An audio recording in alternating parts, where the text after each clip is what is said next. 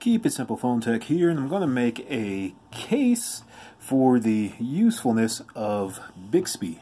Now, I will be the first to tell you that I almost immediately disabled this Bixby button when I first got the phone. I may have taken a look at Bixby when I first got it just to see what it was like, and at the time it had just barely come out. It had been out for maybe 4 or 5 months, a little bit longer than that, and it just didn't really seem like it was a finished product by any means, and in fact it didn't really seem like it was too useful at all.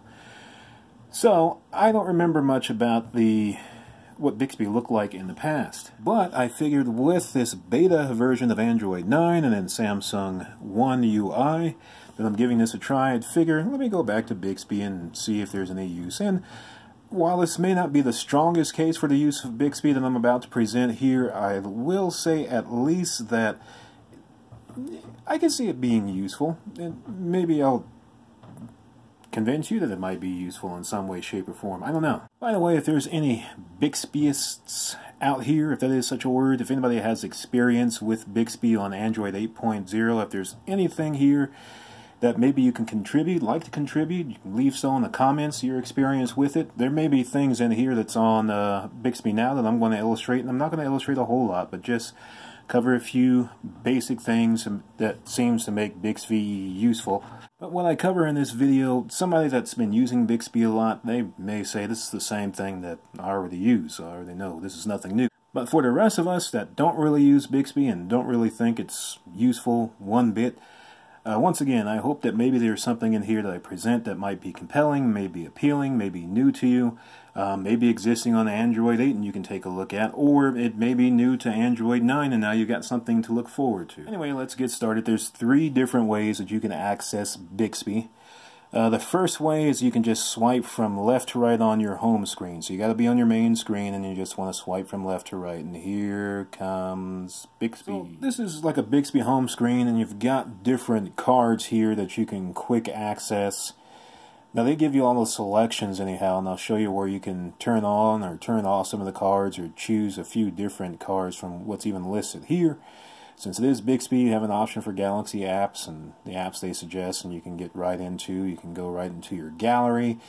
YouTube, you've got different options that you can choose from, just like your typical feed that you would see on like iOS, for example, when you swipe to the left.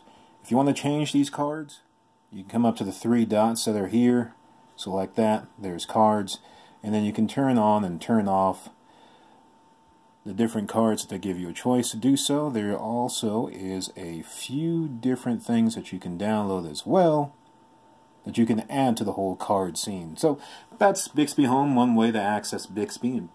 Is it anything spectacular? No, it may be useful to you though. To get out of the screen, you can always either go back to the feed and then swipe from right to left, or you can just use the home button and then go back home. Okay, so is that alone a compelling case to use Bixby? I'm going to let you decide that. But anyways, let's talk about another way that you might access Bixby, and maybe a way that you're going to do so more often anyhow if you use it. A quick press and release of the Bixby button will take you to this screen here, which I don't remember it looking this nice the last time I looked at Bixby.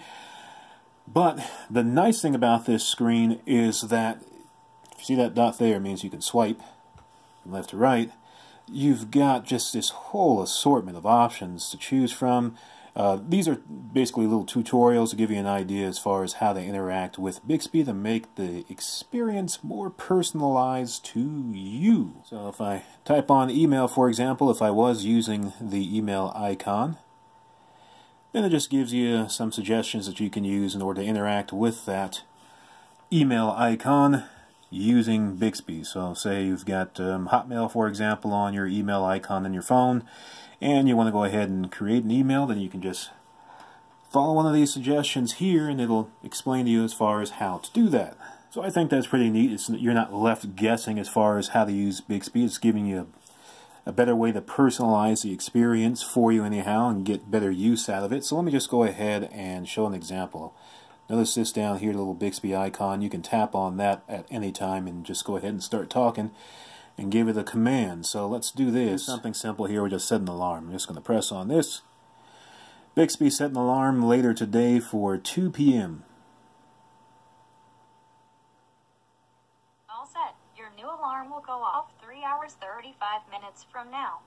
Very good. And then you have settings within Bixby where you can change some of your options. So if you press on the 3 dots and go to settings, you can go through and you've got your different settings so you can customize the Bixby experience for you as far as how you're going to interact with.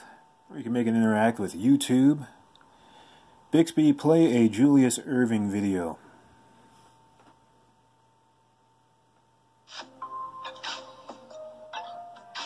And you get the idea. So, I mean, this is Samsung's version of Google Assistant, of Apple's Siri. It seems like it's more functional than what it was when I first started using it anyways. So, I mean, again, is it a compelling case to start using it more? Maybe. One more way that you can interact with Bixby, if you press and hold this Bixby button, it becomes sort of like a walkie-talkie, and then you can just talk, but you have to keep holding it until you're done with your command and then release it. Avasti, be a freebooter and not a landlubber. Shiver me timbers. Watch your footing on the poop deck, matey. Arg. Right. You can also set it up to where if you press and hold the Bixby button from the lock screen, you can go ahead and give Bixby a command. I wrote about the raven cause I'm an Edgar Allan poet. Random. From what I've noticed anyways, Bixby isn't quite as far along as Google, but then again, the more you use Bixby in theory, the more it becomes accustomed to you, since it's artificial intelligence, and then the more useful it becomes, just like Google. I mean, it's several steps behind Google, I think anyways, but perhaps with more usage, it'll become just as handy as Google's Assistant. So again, is this a compelling case to start using Bixby? I don't know, I'm going to leave that up to you to decide. I just noticed here, again, since I transitioned to this beta version of Android 9, and I figured, let me go ahead and give Bixby a try and see what it can do now. And from what I have taken a look at, compared to what I remembered when I first took a look at Bixby over a year ago, it seems like it's more useful now. But then again, I'm going to leave that up for you to decide. Again, if anybody out there has got the Bixby experience, they're already using it, they're using it on Android 8 and they think it's great, and you want to comment, please do so. Give us an idea of what Bixby is like. I mean, is this anything new that you've seen here? Or is this just kind of the same old thing with Bixby? So, thank you very much for watching. Again, this is Keep It Simple Phone Tech.